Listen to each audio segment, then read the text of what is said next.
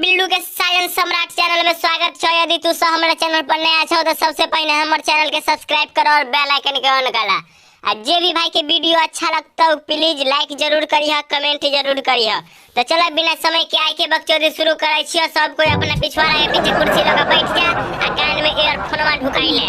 कके बंदरा के बंदर छोड़ी भूल गेले के पंकज परवाना के गाना के बोल छ खा के भतरा के भात छोड़ी भूल गेली के। तो सब कोई लाइक जरूर करा। तो चलो बिना समय के आगे बढ़ै छियो। बताओ हो पंकज भैया की देल हो छौड़िया सके। कान के बाली ले ले, होठ के लाली ले ले, तैयो बदले गेले गे।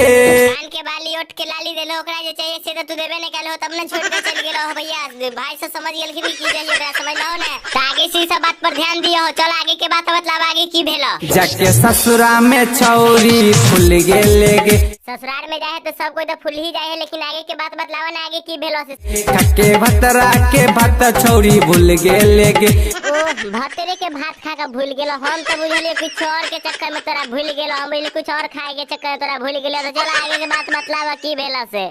जाके ससुरा में छौरी फूल गेले गे। ई त बुझलिए फूल गेलो, भूल गेलो, झूल गेलो। ससुरा में जाके की करे हो से बताबो। जाके ससुरबा में करै छे सुख गे। दुख तोरे दो दिल को छिया तेरी आपने सुख करे हो। कोई बात नहीं है, आगे बात बताओ तो की भेलो।